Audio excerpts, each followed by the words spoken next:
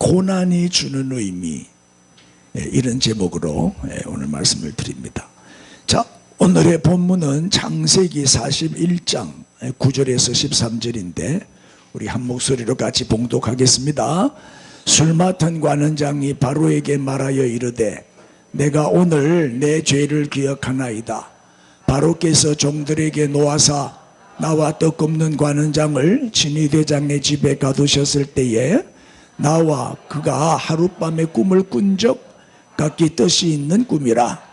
그곳에 진위대장의 종된 히브리 청년이 우리와 함께 있기로 우리가 그에게 말하매 그가 우리의 꿈을 풀되 그 꿈대로 각 사람에게 해석하더니 그 해석한 대로 되어 나는 복직이 되고 그는 매달렸나이다. 아멘. 요셉이 감옥에서 술 맡은 간원장의 꿈을 해석을 해 줬잖아요. 어떻게 됐죠? 해석대로, 해석한 그대로 3일 만에 석방이 됐어요.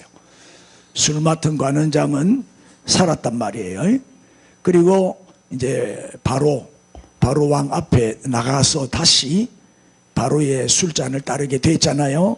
그래서 요셉은 신신당부를 하면서 부탁을 해요. 술 맡은 관원장에게 바로 앞에 나가면 나의 억울한 사정을 좀 얘기를 해서 나도 당신처럼 이 감옥에서 나갈 수 있도록, 석방될 수 있도록 좀 도와주십시오. 나의 억울함을 꼭 얘기 좀 해주십시오. 신신당부를 했잖아요. 그런데 이 술 맡은 관원장은 어떻게 했다고요? 요셉을 잊어버렸어요. 그것도 몇 년 동안? 2년 동안이나 잊어버리고 말을 안 한 거예요. 그러니까 요셉은 오늘 나갈라나 내일 나갈라나 잔뜩 기대에 부풀어서 기다리고 있는데 하몽차 살아 소식이 없어요. 2년 동안. 그럼 얼마나 답답했겠어요. 그 기간은 또 얼마나 길게 느껴졌을까요? 그렇게 사람 의지하면 돼요, 안 돼요? 사람 믿으면 돼요, 안 돼?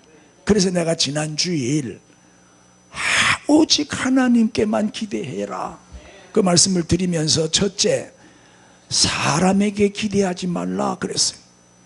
인사합시다. 사람에게 기대하지 마세요. 그렇죠? 사람을 믿으면 믿는 만큼 실망해요. 사람을 의지하는 만큼 어려움을 당하게 되고 실망하게 되고 상처를 받게 돼요. 우리가 의지할 대상은 하나님밖에 없다, 그죠? 또 하나는 뭐요? 말씀을 삶의 기준으로 삼아라 이렇게 말씀드렸죠. 무슨 얘기예요? 떡 맡은 관원장, 술 맡은 관원장이 같은 날 꿈을 꿨는데 요셉이 해석하기를 술 맡은 관원장은 살리라, 떡 맡은 관원장은 죽으리라. 하나님의 계시는 말씀이지요. 그 당시는 기록된 성경이 없을 때예요. 하나님이 꿈으로 환상으로 직접 계시하시는 시대였잖아요. 그래서 요셉이 하나님의 말씀을 받은 그대로 전달을 해요. 하나님의 말씀은 가감하면 안 돼요. 할렐루야. 하나님의 말씀은 보태도 안 되고 빼도 안 돼. 그대로 전해야 돼. 그렇죠? 그래 자꾸 오늘날 한국 교회가 자꾸 종교다원주의, 종교통합주의, 종교혼합주의에 빠져들어가고 있는 것은 너무나도 안타까운 일이에요. 다른 종교의 구원이 있어요? 타 종교와 우리가 하나가 될 수 있나요? 없죠. 진리는 하나예요. 진리는 하나. 오직 예수만이 우리의 유일한 구원자이시고, 맞습니까? 그러니까 다른 종교에도 뭐 구원이 있다 그런 소리 하면 안 된다니까요. 우리는 딱 말씀대로, 성경대로 이 말씀이 우리의 기준이 되어야 할 줄로 믿습니다. 그래서 지난주에 사람 기대하지 마라 이 말씀을 드렸는데, 곧 석방될 것을 잔뜩 기대하고 있는데 2년을 더 기다렸다. 2년을. 그러니까 이 술 맡은 관원장이 얼마나 괘씸하기도 하고 섭섭하기도 하고 원망스럽기도 안 했겠어요? 여러분, 그냥 2년 하고 기다리는 인연하고 감옥에서의 인연하고는 느낌이 다르잖아요. 그래, 손꼽아 기다리는데 연락이 없으니까 얼마나 더 길게 느꼈겠냐. 그러니까 그 인연은 요셉에게 감옥살이를 13년이나 했지만은 그 인연, 그 기다리는 인연은 더 힘들고 더 고통스러운 인연을 보냈을 것이다 이 말이에요. 여러분, 감옥에서 시간은 지독하게 안 가죠. 여러분, 감옥 가봐서 알죠? 안 가봤구나. 여러분, 감옥 안에서의 인연은 20년보다도 더 길게 느껴진단 말이에요. 그렇죠? 요셉이 감옥에서 기다리는 그 2년 동안 무슨 일이 있었냐 이 말이에요. 겉으로 볼 때는요, 아무 일도 일어나지 않았어요. 이게 이제 요셉도 그 2년 동안 얼마나 실망했겠냔 말이에요. 우리가 인생을 살다 보면 의미가 없어 보이는 고난의 시간, 그런 그 고난을 맞이할 때가 있어요. 그 고난의 시간이 짧으면 괜찮은데 길어요. 내가 진로를 위해서 열심히 공부를 하고 입시 준비하고 고시 준비하고, 요새 뭐 공무원 되기 얼마나 힘들어요. 나도 처갓집에 조카가 하나 있는데 지금 공무원 시험 공부하고 있어요. 그 힘드는 거예요. 몇 년째 지금 재수하고 있을 거야. 아마 포기 안 하고 끝까지 도전하더라고. 언젠간 되겠지. 또 고시 공부, 또 뭐요, 임용고사, 뭐 교대 나왔다고 다 교사 되는 거 아니에요. 요새 임용고시 합격을 해야 돼요. 또 취업 준비 만만치 않아요. 직장 취직하기가 어려워요. 또 정년기가 됐는데 짝이 없어. 고무신도 찌짝이 있는데 결혼을 못해요. 짝이 없어. 결혼 준비, 이게 자꾸 시간은 흐르는데 변화가 안 일어나면 답답하잖아요. 야, 이러다가 내 인생 끝나는 거 아니냐.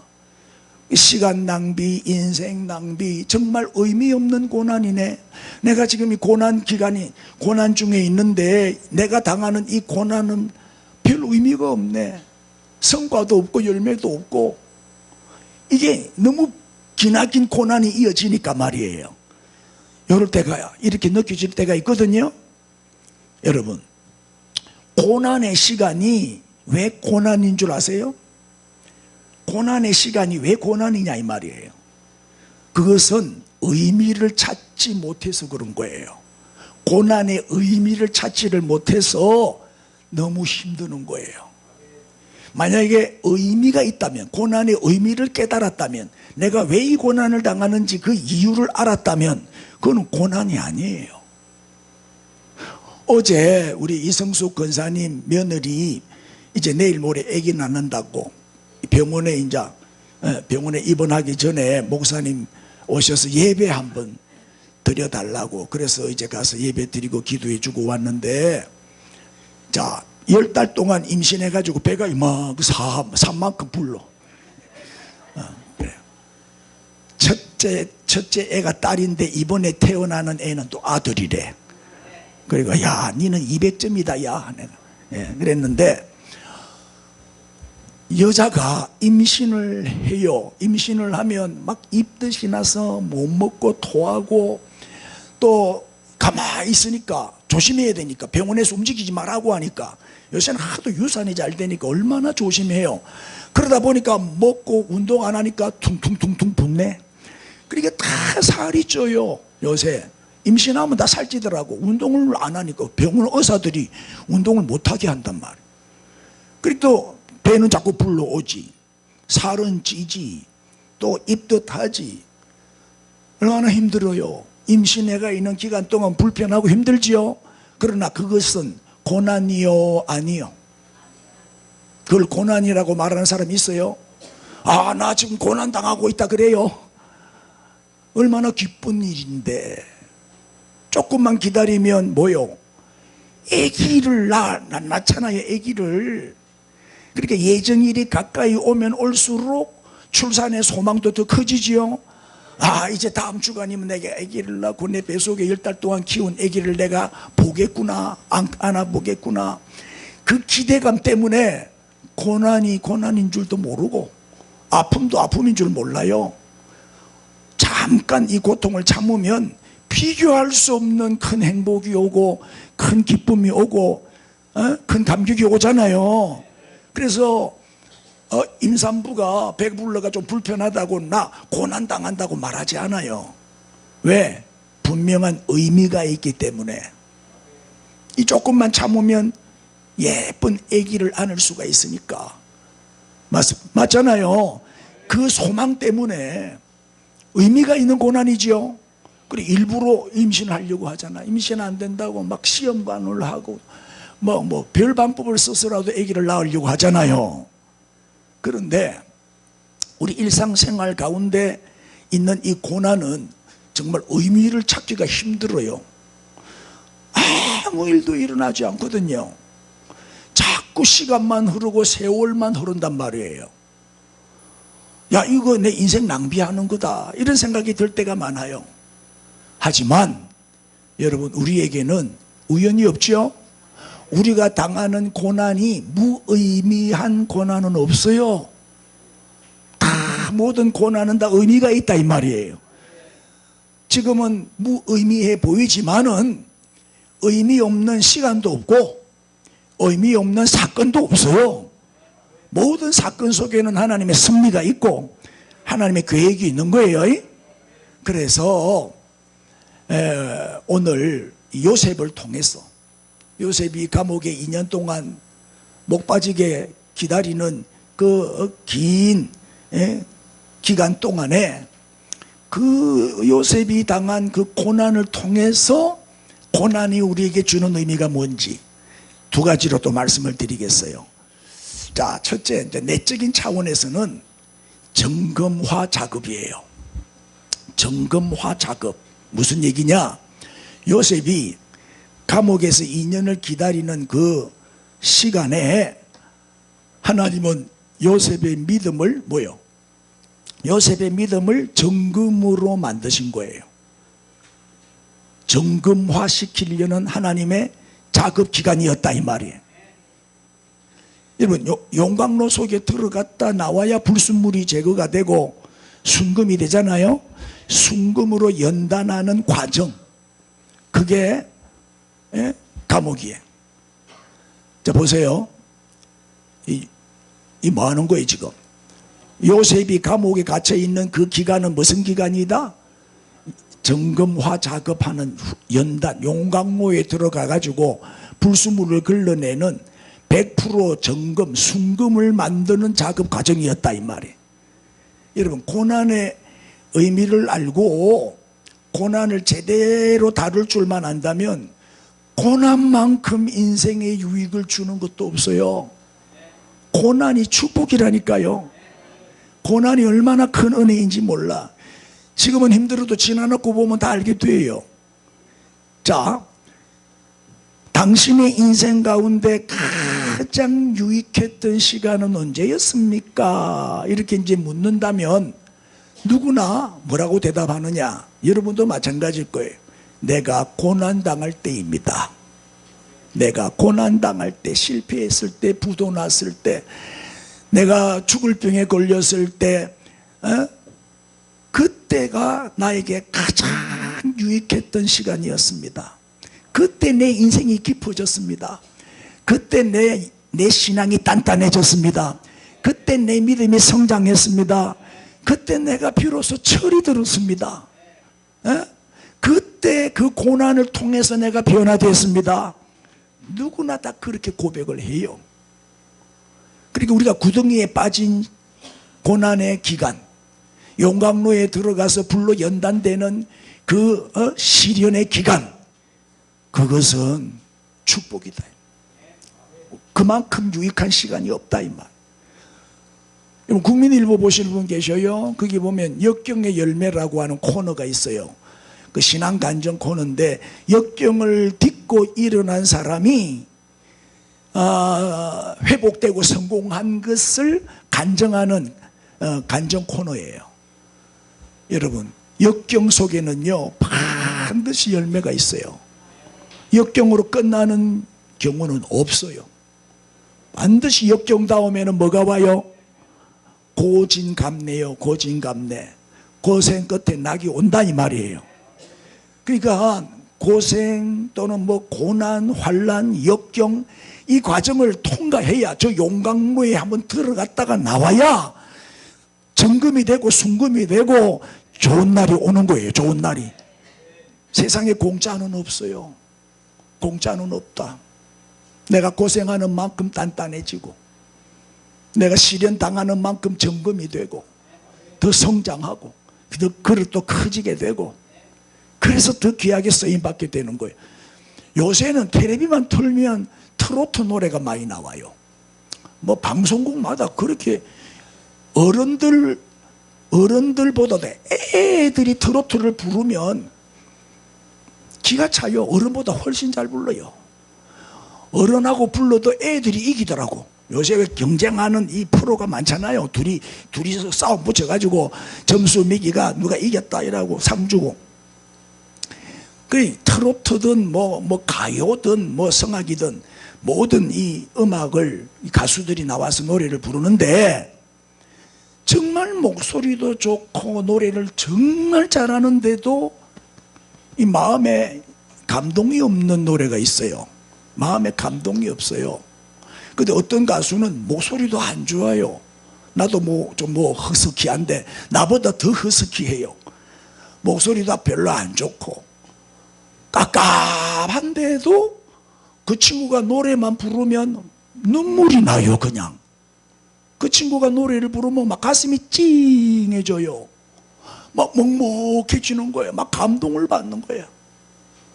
그래 내가 연구를 해봤어. 왜 그럴까? 애들 요즘 우리 진주에 유명한 가수가 많이 배출되고 있죠. 진주에도 우리 오유진이, 빈예서 이런 애들이 다 진주 출신인데 지금 막 텔레비 틀면 맨날 나와. 여러분 텔레비를 안 봐서 모르지요. 네. 그런데 이유가 뭘까? 왜 이런 애들이 이렇게 노래를 정성맞게 그렇게 잘하냐? 아주 애절하게 막 간을 살살 녹이면서 불러요. 어떤 애들이 그러냐?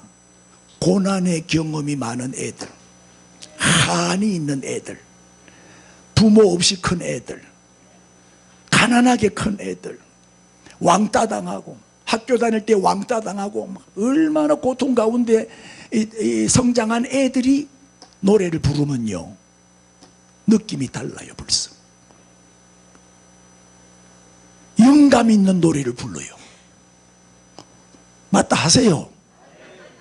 오유진이도 알고 봤더니 아빠가 없어요. 아빠 없이 컸더라고. 할머니 손에서 컸더라고.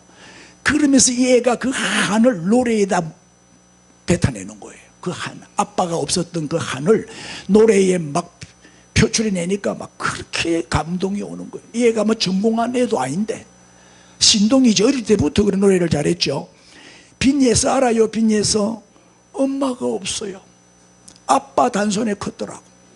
그러니까 그 한이 맺힌 거야. 어릴 때부터 친구들은 엄마 아빠 다 있는데 엄마 아빠 없이 이렇게 크면서 얼마나 부럽기도 하고 속이 상하기도 하고 또 무시당하기도 하고 왕따도 당하고 서러움이 얼마나 많았겠냐 이 말이야. 그 한이 쌓이고 쌓여서 노래로 표출을 하는데 그 애들이 부르면 그렇게 은혜가 돼요. 어? 맞다 하세요 좀. 그런 애들이 고생을 많이 한 애들이 철이 빨리 들어요. 우리 애들처럼 이렇게 참 부모 다 있고 사랑받으면서 큰 애들은 철이 빨리 안 들어. 철이 늦게 들어. 근데 고생을 많이 한 애들 보면 정말 빨리 어른스럽고 철이 빨리 들고 10살밖에 안 된 애가요 30대 40대 감성으로 노래를 한다는 거예요. 설교도 그렇더라고. 내가 설교를 오래 했는데 고생을 많이 한 목사님 설교는요 달라요. 똑같은 본문을 갖고 설교하는데도 깊이가 달라요. 영감이 달라요. 정말 고생 많이 한 목사님들은 설교를 하면요 자기 삶에서 우러나오는 묻어나오는 설교를 하기 때문에 영감이 깊고 말씀의 깊이가 깊어요. 에? 우리는 개척 세대 목사잖아요. 저는 벌써 개척교회를 2번째 지금 하고 있어요. 동탄에서 개척회가 10년 동안 교회 하나 어쩌게 만들어 갖고 내가 후배 목사한테 물려주고 은퇴하고 내려왔는데 또 하나님이 개척교회를 시키셨어요. 그래서 또 2번째 또 개척하는데 잘 되고 있잖아요. 우리 교회 10년만 되면 또 하나님 큰 교회도 하나 안 주시겠어요? 자, 어쨌든 우리는 개척 세대라 고생을 많이 했어요. 저는 보릿고개를 넘은 사람이에요. 저는 학교 다닐 때 도시락 친구 다 도시락 사오는데 나 혼자 도시락 없이 학교 갈 때가 많았어요. 내 자존심은 또 얼마나 쎄했는지 급식 빵을 신청만 하면 주는데 안 타먹었어요. 내가 거지가 그거 타먹게 안 타먹었어요. 그리고 수도가에 가서 물 마셨어요. 물 한 바가지로 배를 채우고 아야 뛰지 마라 배 꺼질라 그러면서 그 배고픔을 참으면서 학교를 다니고 공부를 했고 굶은 기억도 수도 없이 많아요. 쌀밥은 딱 생일날만 먹어요. 그 외에는 쌀밥 구경 못해요. 고생 많이 했거든. 자, 이렇게 고생을 많이 한 우리 세대 목사님들, 우리 선배 세대 목사님들은요, 영어는 잘 못하고 유학도 안 갔다 왔고 또 좋은 대학도 못 나와서 지식은 좀 딸릴지 몰라도 영감이 있었어요. 기도 많이 하고 철야기도, 금식기도, 산기도 밤낮 했다니까요. 그래서 기도에 설교를 들어보면 영성이 있고 깊이가 있었어요. 근데 미안하지만 요새 젊은 목사들은 고생을 안 해봤어요. 고생이 뭔지 몰라. 우리 딸내미도 그러더라고. 아빠는 어릴 때 내 굶었다, 밥 못 먹었다, 있을 때 무라. 이러고. 왜 굶어? 라면 먹지. 이러고. 야 임마 그때 라면이 어디 있냐. 라면이 어디. 배부른 소리 한다네. 근데 이 수혜 세대, 우리 아들 세대는 수혜 세대, 부모로부터 물려받은 세대예요. 그리고 요새 젊은 목사들은 개척 안 해요. 다 큰 교회 청빙받아 부임해가지고 부임 목회하지. 처음부터 1000명, 2000명, 3000명 모이는 담임 목사가 돼 보세요. 사례금 1000만 원씩, 2000만 원씩 막 주지. 그러니까 귀족 생활을 하는 거예요. 그게 무슨 깊이가 있겠어요? 에? 고생도 가난도 모르면서 어떻게 아픈 사람, 가난한 사람의 심정을 알겠냐 이 말이에요. 그래서 사명감도 별로 없고 요새 부목사 구하기가 그렇게 힘들다 그래요. 왜? 교회에서 사례금 조금밖에 안 주니까 그 돈 갖고 못 산다는 거예요. 옛날에는요, 사례금 안 줘도 됩니다, 써주시기만 하면 감사하고 충성하겠습니다 이랬는데 요새는 딱 청빙 딱 이제 전화를 하면 사례금 얼마 줍니까? 보너스는 몇 달 줍니까? 사택 줍니까? 이러면서 별걸 다 물어봐요. 그래 안 준다 그럼 탁 끊어버려요. 그거 다 계산해요. 그리고 부목사 하는 것보다는 택배하는 게 훨씬 수입이 좋대요. 그래가지고 대리기사하고 택배기사하고 부목사 하는데 훨씬 수입이 많은데 다 돈 따라가는 거예요. 돈 따라. 직업의식을 가지고. 이 사꾼들이지 이게. 사명이 없어요. 영성도 없고 영감이 없어. 영감이 없다는 말은 남편 없는 할마씨가 영감이 없어요. 그리고 은혜 떨어진 목사님이 영감이 없어요. 그게 공통점이에요. 여러분, 고난의 깊이만큼 말씀의 깊이도 깊어지는 거예요. 자, 잘하는 말씀 한번 읽어봅시다. 야고보서 1장 3절 4절 시작. 이는 너희 믿음의 시련이 인내를 만들어내는 줄 너희가 알미라. 인내를 온전히 이루라. 이는 너희로 온전하고 구비하여 조금 더 부족함이 없게 하려 함이라. 자, 믿음의 시련이 그랬어요. 시련이. 이 시련이 우리에게 얼마나 유익한지 한번 보세요. 이 시련이 뭘 만들어낸다고요? 인내를 만들어내요. 그리고 인내를 온전히 이루고 나면은 어떤 사람이 된다고요? 온전한 사람이 돼요. 성숙한 강력한 믿음의 사람이 되는 거예요. 우리의 믿음이 성장하지요. 이 시련을 통해서 우리가 단단해지고 강해지는 거예요. 온전하다는 말은 성숙하다는 뜻이요. 성숙한 그리스도인이 된단 말이에요. 그 다음에 구비하여, 이거는 뭐예요? 하나님이 받으시기에 합당한 제물로 구비된다 그 말이에요. 이렇게 시련을 통과할 때 하나님의 마음에 합한 사람이 되고, 구약시대 때는 짐승제사를 드렸는데 흠이 있거나 소아마비거나 상처가 난 제물은 제물로 쓰면 안 돼요. 흠이 없어야 돼요. 병이 있으면 안 돼요. 건강해야 되죠.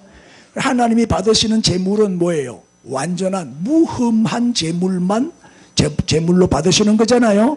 그래서 이 시련을 통해서 우리는 뭐예요? 하나님이 쓰시기에 합당한, 하나님의 마음에 합한 사람으로 구비가 되어지는 거예요.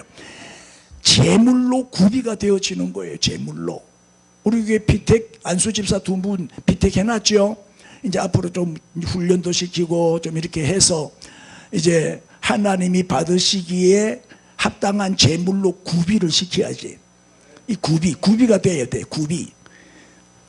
그러면 안수를 받는다는 거는 뭐 제물이 된다는 뜻이요. 그래서 우리 샘솟는 교회에서 안수 받으신 분들은 죽을 때까지 우리 샘솟는 교회 제물이 돼야 돼요. 할렐루야. 자, 시련을 통해서 인내를 배우게 되고, 이 인내를 통해서 온전한 그리스도인이 되고 성숙한 그리스도인이 되고 하나님이 받으실 만한 흠없는 제물로 구비가 되어지고, 그 다음에 뭐요? 아무것도 부족함이 없게 된다. 조금도 부족함이 없게 하려 하심이라. 이거는 뭐예요? 하나님이 만족하게, 하나님이 기뻐하실 만한 그러한 사람으로 만들어지는 거예요. 여러분, 사람은 언제 성숙해지고 언제 자라냐, 언제 철드냐?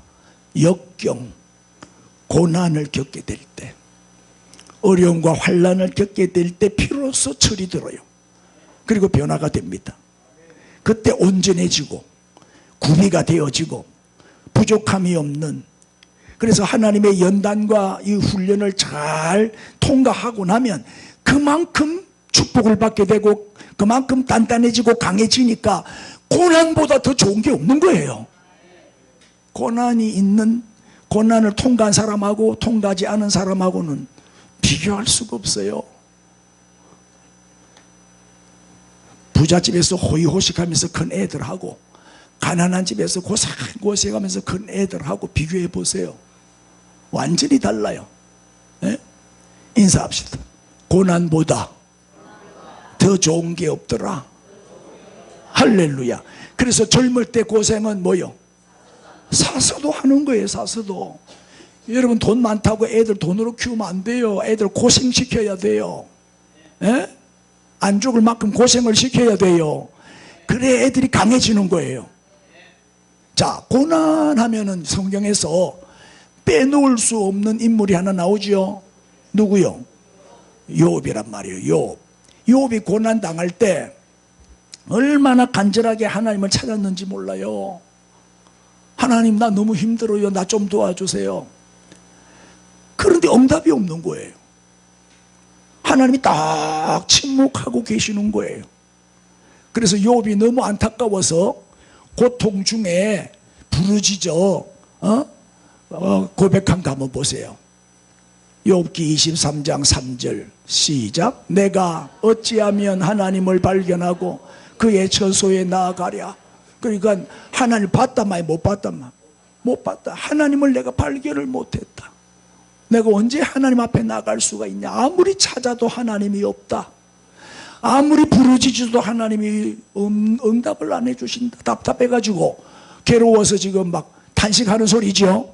8절 시작. 그런데 내가 앞으로 가도 그가 아니 계시고 뒤로 가도 보이지 않고 앞뒤로 다 막혔다. 앞에도 안 보이고 뒤에도 안 계시고 없다. 하나님이 안 보인다.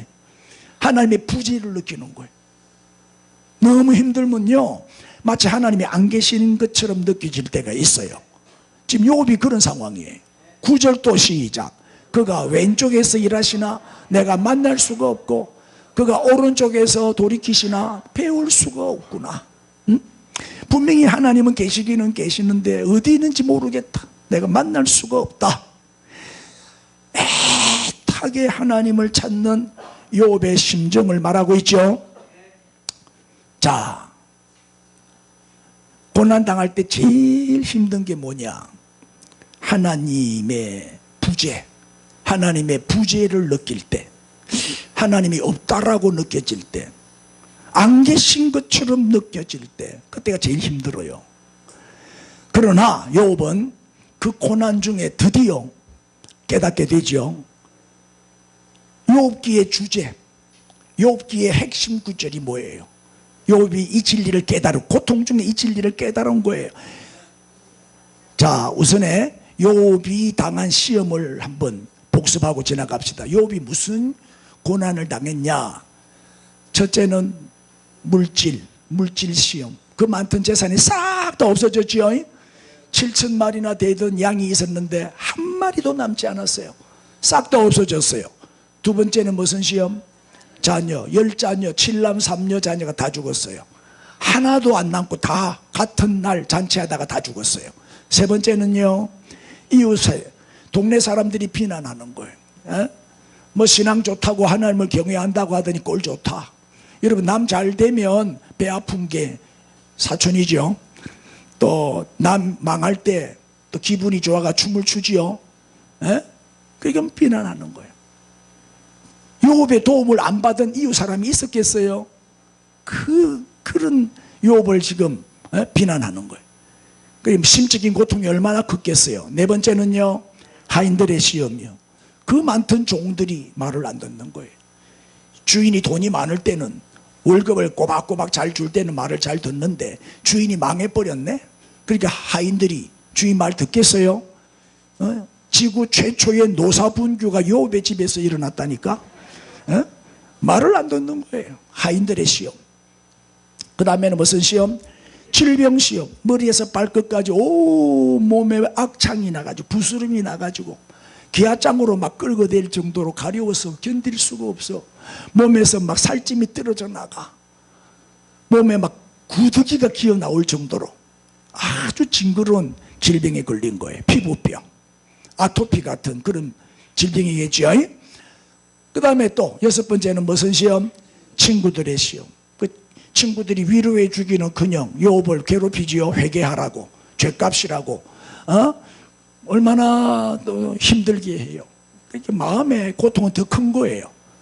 위로를 해줘야 되는데 회개하라, 죗값이라고, 네가 죄를 많이 지어서 이렇게 저주를 받은 거 아니냐고 이렇게 몰아붙이면 안 되는 거예요. 할렐루야. 마지막, 아내의 시험. 결혼 서약할 때는 평생 함께 하겠다 해놓고 병들 때나 가난해질 때나 함께 하겠다 해놓고는 도망가 버렸어요. 하나님을 욕하고 죽어라. 그리고는 도망가 버렸어요. 이 엄청난 시험을 당한 사람이 욥이요. 이 고통 중에 탄식하며 부르짖은 내용이 바로 이 말씀이란 말이에요. 자, 드디어 욥기 23장 10절 시작. 그러나 내가 가는 길을 그가 아시나니 그가 나를 단련하신 후에는 내가 순금같이 되어 나오리라. 이걸 깨달은 거예요. 고난 중에 깨달은 진리요. 이게 욥기의 요절이지요. 자, 첫 번째가 뭐예요? 첫 번째를 보세요. 하나님은 나를 아신다. 내가 가는 길을 그가 아시나니. 여러분 잘 들어요. 내 인생이라고 해서 내 거 아닙니다. 내 인생 내 마음대로 하면 안 돼요. 내 인생의 주인이 누구지요? 하나님이 내 인생의 주인이에요. 그러니까 나는 몰라도 하나님은 다 아시죠? 그리고 굳이 알려고 할 필요가 없어요. 알려고 하지 마세요. 내 인생이 내 게 아니니까. 내가 어떻게 되든 내일 어떻게 되든 하나님께 맡기고, 내 인생의 주인은 하나님이니까 하나님이 이끄시는 대로 따라가면 돼요. 굳이 내일 일어날 일을, 1년 후에 일어날 일을 막 알려고 하는 사람들 많아요. 그래서 점쟁이들이 먹고 살아요. 에 가서 점을 쳐요. 앞으로 어떻게 되겠냐고. 내 미래를 좀 가르쳐달라. 그거는 정말 어리석은 짓이지요. 아무도 몰라요. 하나님만 아시지. 그 점쟁이들한테 돈 갖다 주지 마세요. 그 사기당하는 거예요. 내가 내 인생을 만들 수 있어요? 내 마음대로 되는 게 있습니까? 에? 내 인생은 누가 만들고 계셔요? 하나님이 내 인생을 만들고 이끄신단 말이에요. 내 길을 인도하시는 분은 하나님이시잖아요. 하나님. 그러니까 왜 나에게 이런 고난이 왔는지, 언제까지 이 고난이 계속될지, 난 앞으로 어떻게 되는지 알 필요 없다니까요. 궁금해하지도 마세요. 하나님께 맡기세요. 그게 믿음이요. 우리 하나님은 좋으신 하나님이시잖아요. 좋으신 하나님이 우리 인생을 좋게 멋지게 아름답게 만들어 주실 건데 미리 막 절망하고 불평하고 낙심하고 막 지 뜻대로 안 된다고 자살해보고 막 왜 그렇게 인생을 망쳐요? 내 인생이 내 건 줄 알고 내 마음대로 하려고 하는데 뜻대로 안 되니까 막 묻지마 번제도 일으키고 괜히 지나가는 사람이 싫어져가 그냥 칼로 찔러 죽였대. 인생을 그렇게 사는 사람이 많아. 여러분, 내 인생을 가장 아름답게 만들어 주시고 가장 멋지게 연주해 주시는 하나님, 합력하여 선을 이루어 주시는 하나님, 그 하나님을 믿고 맡기고 순종하면 돼요. 인사해. 하나님이 이끄시는 대로 삽시다. 왜요? 하나님은 나의 가는 길을 다 아시기 때문에. 나는 몰라도 하나님은 아신다 이 말이에요. 과거, 현재, 미래를 하나님은 한꺼번에 다 보고 계신다 이 말이에요. 우리 내일 일도 몰라요. 하나님은 다 아시니까 그 하나님께 맡겨. 아멘. 내 인생의 주인은 내가 아니에요. 하나님이란 말이에요. 두 번째는 뭐예요? 두 번째, 하나님은 나를 뭐 하신다? 단련하신다. 그가 나를 단련하신 후에는, 그래서 순금을, 이 정금을 만드는 데는요 지름길이 없어요. 무조건 용광로를 통과해야 돼요. 고난이라고 하는 용광로에 들어갔다가 나와야 불순물이 제거가 되고 순금으로 만들어지는 거죠. 그래서 우리가 어려움을 당하는 것은 지금 용광로 속에서 단련되는 과정이요. 의미 없는 고난은 없습니다. 무의미한 고난은 없다. 믿습니까? 단련의 과정이다. 그러니까 고난은 유익한 것이고, 고난은 축복이고, 고난은 연단이고 훈련이고 유익한 것이다. 해병대 출신들이 좀 달라. 훈련이 강하니까, 전천후 훈련을 받으니까 어디서든지 잘 적응하잖아요. 우리나라 군대는 뭐 방위보다 못하죠. 방위보다.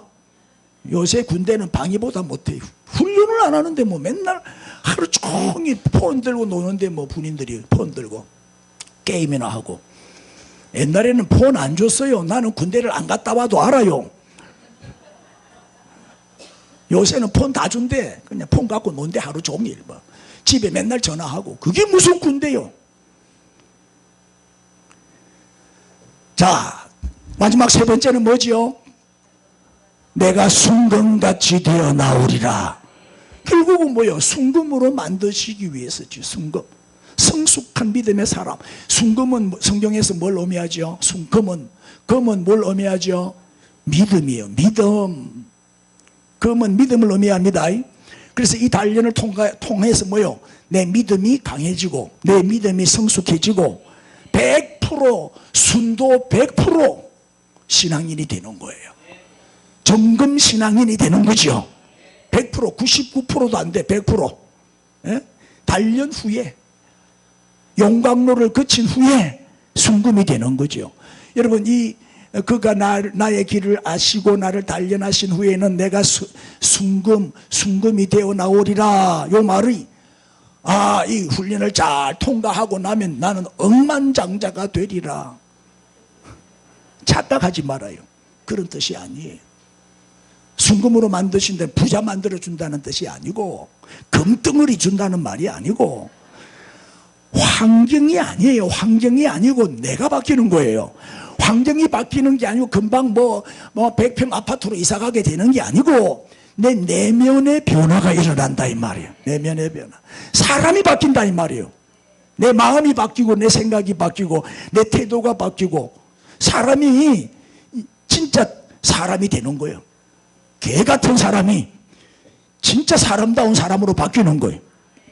욥은 고난을 통해서 이 진리를 깨달았어요. 이 한 구절 속에 이렇게 깊은 신학이 압축되어 있어요. 요셉도 마찬가지예요. 요셉도 술 맡은 간원장이 요셉을 잊어버린 2년 동안에 더 감옥살이를 하면서 뭐요? 내적으로 믿음의 정금화 작업을 한 거예요. 예? 마침내 순금 같은 정금 같은 믿음의 사람이 되는 이 연단 과정을 다 통과하고 나니까 한순간에 하나님이 감옥에서 끄집어내가지고 애굽의 총리로 만들어 주셨어요. 고난을 통해서 더 성숙한 사람이 되고 믿음의 사람이 되고 용서의 사람이 되고 최고의 지도자로 준비가 된 거예요. 우연은 없다니까요. 지금도 우리는 고난 중에 있다면 뭐 고난 없는 사람이 어디 있겠어요. 우리도 지금 뭐요? 정금화 작업 중에 있다 이 말. 인사합시다. 인사합시다. 순금으로 만들어지는 과정 중에 있습니다. 정금 같은 사람이 됩시다. 할렐루야. 자, 하나만 더 말씀드릴게요. 두 번째가 뭐냐? 이제 내적인 차원에서는 정금화 작업이고 외적인 차원에서는 하나님의 일하심이에요. 여러분, 고난의 기간은 무의미한 시간이 아닙니다. 아무런 변화도 없고 아무런 일도 일어나지 않는다고 해서 무의미한 시간이 아니라니까요. 여러분, 내가 지금 고난 중에 있잖아요. 하나님이 날 버리셨구나. 하나님은 나를 사랑하지 아니하시고 나를 버렸었구나. 외면하시는구나. 무관심하시구나. 이렇게 생각하는 사람들이 많잖아요. 아니에요. 하나님이 침묵하고 계시는 것 같지만 내가 고난 당할 때, 내가 힘들어하고 있을 때 하나님은 배후에서 일하고 계셔요. 절대 하나님은 쉬는 하나님이 아니에요. 쉬지 아니하시는 하나님, 일하시는 하나님, 나를 위해서 지금도 하나님은 작업을 하고 계신다 이 말이에요. 요셉이 감옥에서 기다리고 있을 때 그 고난의 시간, 아무것도 못하고 감방에 쭈그리고 앉아있을 때 하나님은 뭐하고 계셨어요? 감옥 바깥에서 일하고 계셨어요. 무슨 일을 하고 계셨어요? 바로 왕을 움직인 거예요. 바로를 움직였어요. 왜? 바로로 하여금 꿈을 꾸게 했어요. 그리고 번민에 빠지게 했어요. 창세기 41장 8절 읽읍시다. 시작. 아침에 그의 마음이 번민하여 사람을 보내어 애굽의 점술가와 현인들을 모두 불러 그들에게 그의 꿈을 말하였으나 그것을 바로에게 해석하는 자가 없었더라. 자, 이것도요 우연이 아니요. 다 하나님의 섭리지요. 꿈을 꾸게 하신 이가 하나님이지요. 무슨 뜻인지 해석할 수 없게 하신 이도 하나님이시. 저게 뭐 점술가, 현인들, 뭐 지혜자들, 술객들, 박사들 다 불러가지고 꿈을 해몽하라고 했지만 해석하는 자가 없었어요. 예? 이거는 뭐예요? 하나님께서 아무도 바로의 꿈을 해석하지 못하게 하신 거지. 바로가 꾼 꿈이 뭐예요? 바로가 꾼 꿈이 마른 이삭이 살찐 이삭을 잡아먹고 또 마른 소가 살찐 소를 잡아먹고 이런 꿈이잖아요. 꿈 얘기는 또 다음에 내가 자세하게 할 거니까. 저게 무슨 뜻인지 알 수가 없는 거예요. 자, 드디어 때가 왔죠.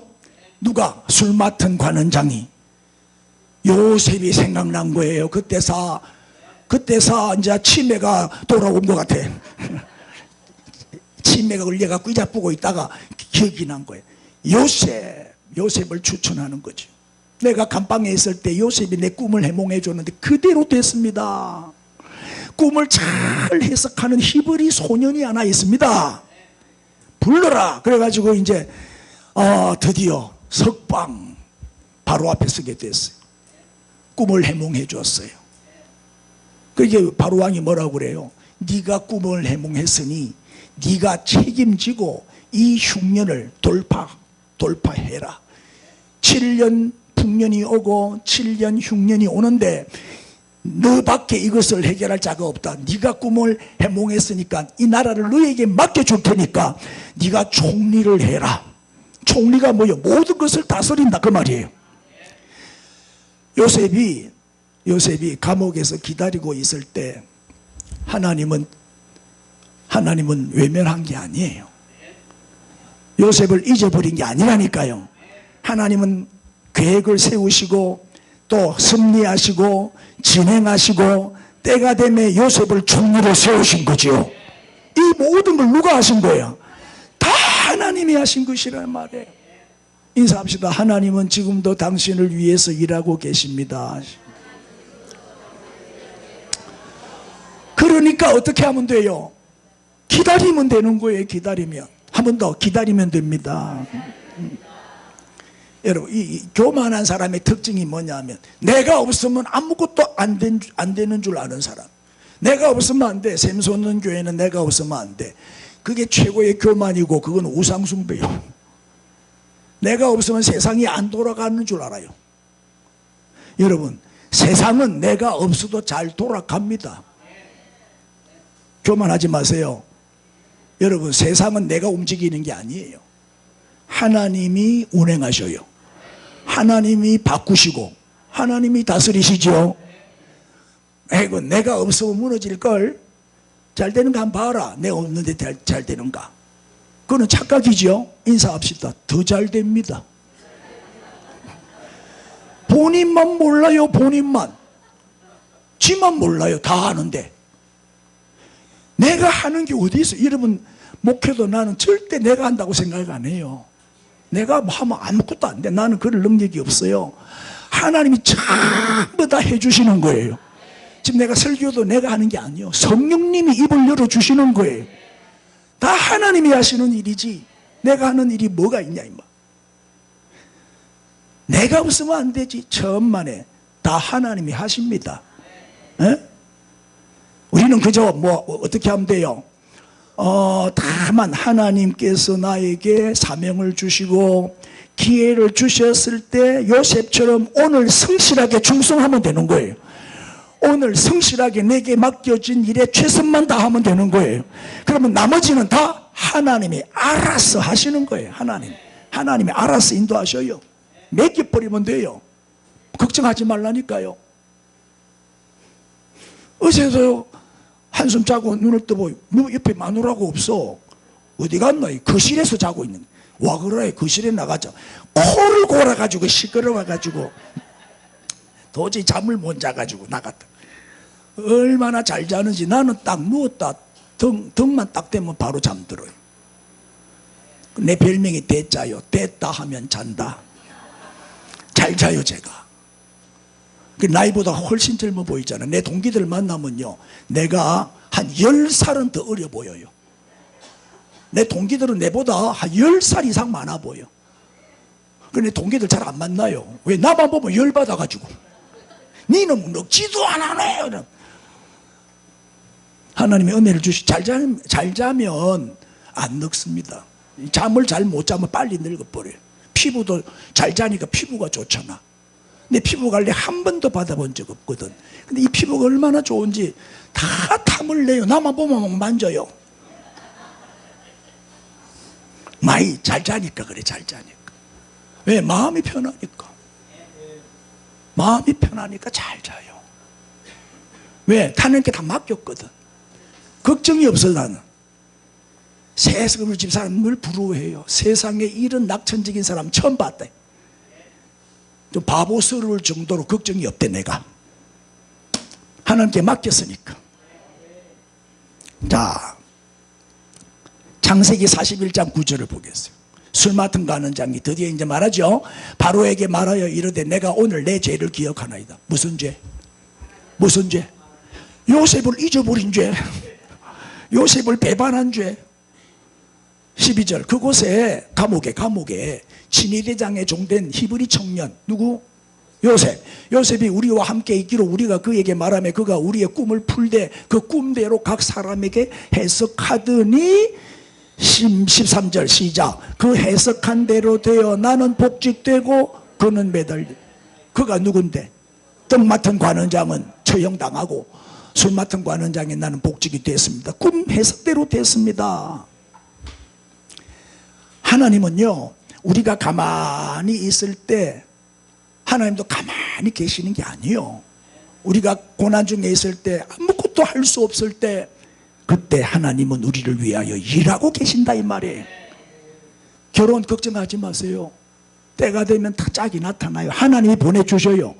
하나님이 만남의 복을 주신다니까요. 취업도 걱정하지 마요. 때가 되면 다 되게 돼 있어. 출산도 그렇고 하나님의 때가 되면 이루어지더라 이 말. 괜히 조급해하지 마세요. 하나님께서 일하고 계시기 때문이에요. 복음이 뭐예요? 복음은요 내 힘으로는 뭐예요? 나는 전적 무능력. 내 힘으로는 할 수 있는 게 하나도 없어요. 내 힘으로 할 수 있는 게 없어요. 누가 다 해주셔요? 하나님이 다 해주시는 거예요. 하나님이 섭리하시고 인도해 주시는 거예요. 믿음도 내가 믿는 게 아니라니까요. 믿어진 거지. 믿음을 선물로 주셨기 때문에 믿어진 거예요. 그렇게 모든 게 하나님의 은혜요. 이게 복음이다 이 말이에요. 내 힘으로 내 의지로 내 노력으로 하는 거는 복음이 아니야. 그건 복음이 아니에요. 내 재밌는 얘기 하나 하고 이제 마칠게. 영심이 알아요? 영심이 좀 안다 해주세요.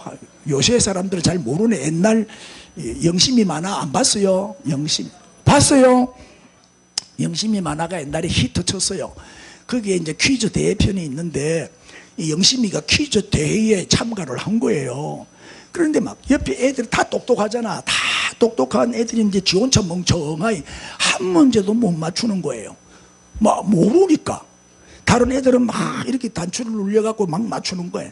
그래가지고 이제 이게 퀴즈 대회라는 게 이제 맞추면 10점 주지만 또 틀리면 10점 감점을 시켜요.